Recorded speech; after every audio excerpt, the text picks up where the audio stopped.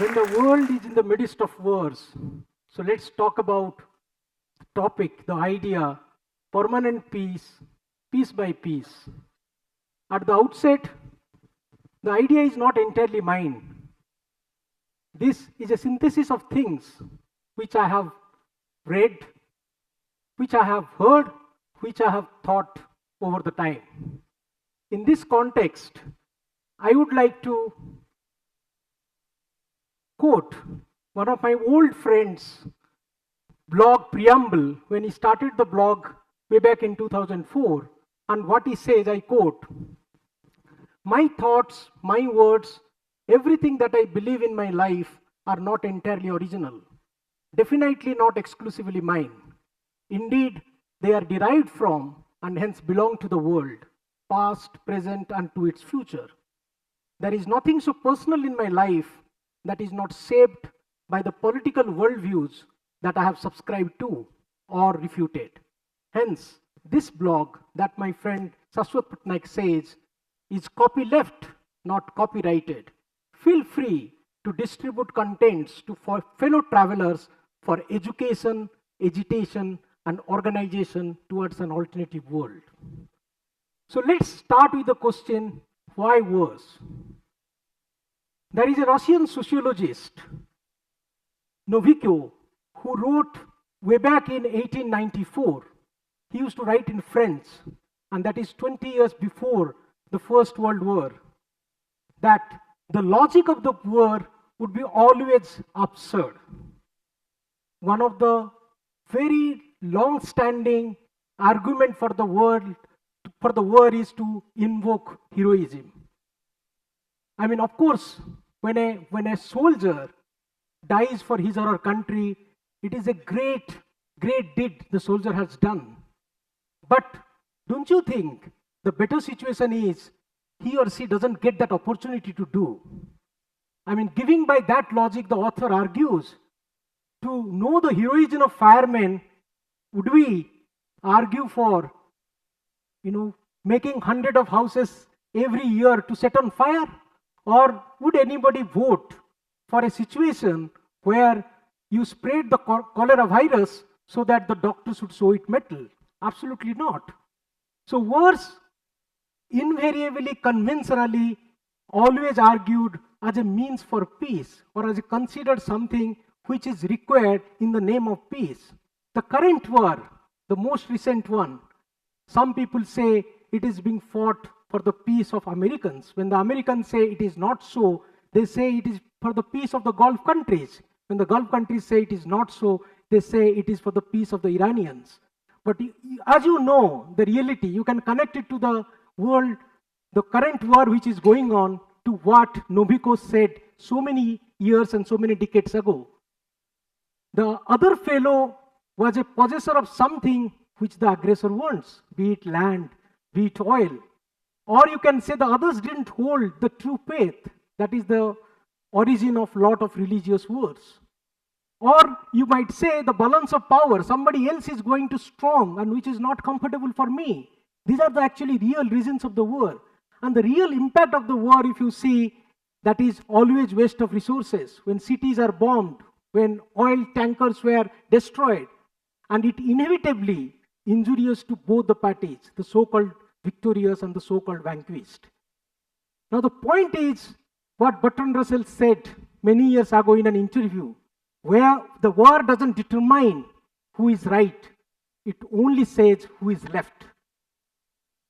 Now in this process of preparing for war or having war, what we have done as a consequence is that piled of arms and ammunitions. This is the infamous inverted triangle, an exhibit shown by the UN agency, which was for eradication of landmines way back in year 2000. You can see this inverted triangle.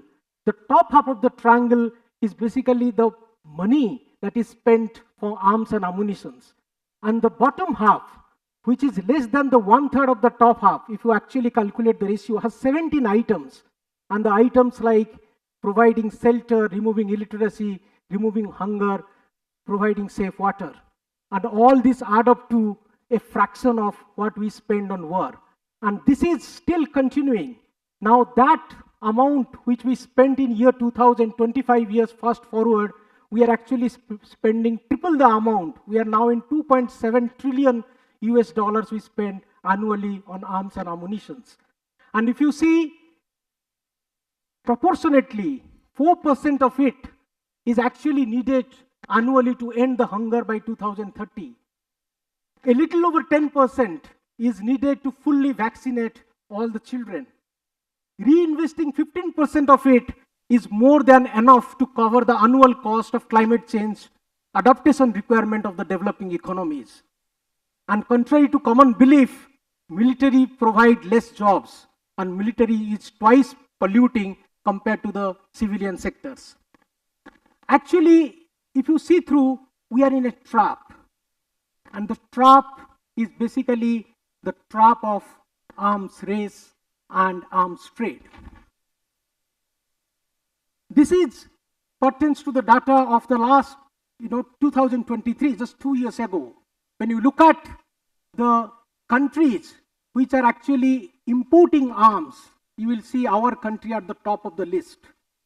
And the top 25 countries of the world who are importing arms, of them 12 countries which I've listed in this table are the developing economies. On the last column you can see, and the second column you can see the rank in terms of their import, and on the last column you can see their rank in terms of the Human Development Index. And you will find the countries are actually importing a lot of arms when they do have other priorities. Now the next question comes, who exports? And you have guessed it right, because the exporter would be the usual suspects.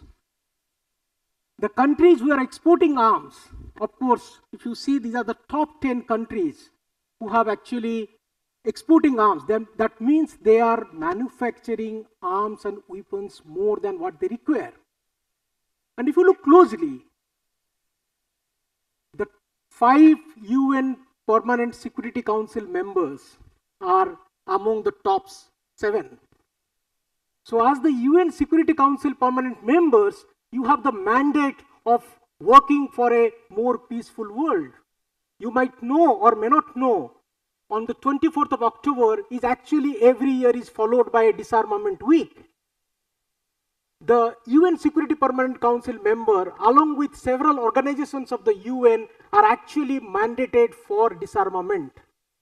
But disarmament doesn't suit to these countries' commerce or defense interests. So that is a conflict of interest, as you could see, among these countries which are holding the Permanent Security Council members. That brings me to the classic case of positional goods. As you know, positional goods are those which gets its utility from its relative abundance. How much arms a country has actually doesn't matter. What matters is how much more you are having compared to your so-called adversaries. The day your adversary is going to have the same amount of arms, you will feel you have nothing. That's exactly what happens in the context of positional goods. So that's the reason you would find there is a strong demand of arms from the developing economies as well. And the countries who are manufacturing more, they are basically supplying by producing more arms compared to what they themselves want, and they are basically catering to this demand. And what that is resulted in? It resulted into a situation where overall we have the arms and ammunitions which can destroy the earth 55 times. Once it is destroyed, of course, you don't need to destroy it second time.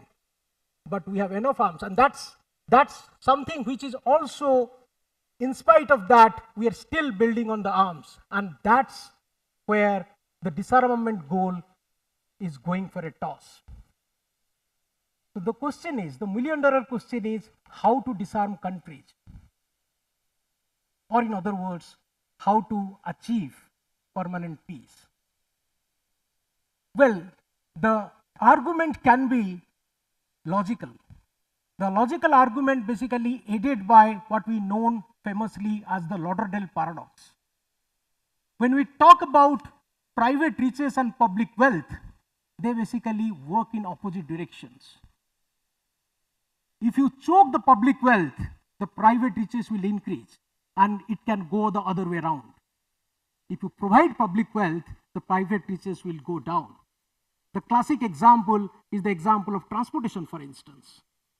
If you suck away all the public transportation from an urban environment, people have to go for individually private vehicles, and the whole road would be jammed, and accidents might be more. You will not be able to control the traffic. That is exactly the situation. So this, if you extend it to the arms and ammunitions, and you take your unit of analysis as the country, it basically tells you the answer. There need to be a federal government at the world level which needs to be created to basically disarm the countries. The moral argument for this comes from the Gandhi's idea. I mean, there can be many ideas to it, but what I take here is the idea of indivisible morality. Gandhi, once arguing for federal government, did say that when somebody as an individual is becoming selfless, is having a lot of fellow feeling, is having empathy, is considered to be good. But as an agent of a country, when the same person, when sitting in a table, he or she is requiring the pound of flesh and becoming overpowering, overbearing, selfish. And that's the split personality people would usually have, and ultimately the collective immorality will going to bound the poison the individual morality. So the fact of the matter is we cannot remain peace intrinsically while we are fighting externally. And that's what is, this is not a singular idea. If you go to the idea of justice by Martin Luther King Jr., he did say, injustice anywhere is going to affect justice everywhere. Or John Stuart Mill, who was a great critic of British imperialism, he himself was a political scientist from the same country. He did say to the British government that you cannot be claiming yourself to be the oldest democracy, or you cannot claim yourself to be democratic inside when you are imperialist outside. So the idea is that this dichotomous kind of situation cannot coexist together. And if you look at the practical perspective, if we just think back, how did we disarm the individuals? When the civilization started, everybody was probably responsible for his or her own security. But how did the disarmament of the individuals happen? It happened because of the idea of government. So it is the government which we created, where we submitted our fist right to create that third party which will be more powerful than the individual, so that individuals can move freely. Assuming there is no government, you would imagine the demand for arms and ammunition would actually multiply many times more. So the idea is that the government is not a luxury, it is a necessity. And because we don't, absence of a world government at the international level, we are not able to address many things, be it about countries divorcing themselves from environment protocol or climate protocol. There could be defense pacts, crimes committed at one place of the earth and the criminal moved to the other place of the earth. And there are problems of this kind, be it trade or business monopoly, illegal trafficking, terrorism. All these problems are very difficult to handle until and unless we build institutions at the world level. So this is basically nothing but a natural consequence of a collective problem. And we have to think back that when we are residing in a country, why we are not having border security forces among the provinces of the country. But we are having border security forces when we talk about international border. So the answer to that is very simple. We actually need to have the institutions which is basically taking care as a third party for the for the safety and the security of the people inside. Now I am coming to the practical argument. The practical argument is basically the argument where we say we need this federal government at the world level. Peace can be ensured in the world if a single government wields control over the armaments. No sacrifice would be too big to achieve world peace, be it surrender a part of national sovereignty. That basically comes from our own father of nation. So the idea is, how do we do it? How did Gandhi himself did it? If you think of non-violence, that also looks like as an utopian concept. You show your other cheek when you are hit in one cheek. That is so non-commonsensical. But he did it, person by person. He did it piece by piece.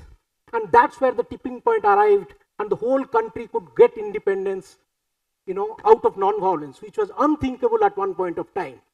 You think about democracy, it is the same thing. In the kingdom days, who thought a vote of a citizen and a vote of a king would be the same? But that happens because of the tipping point.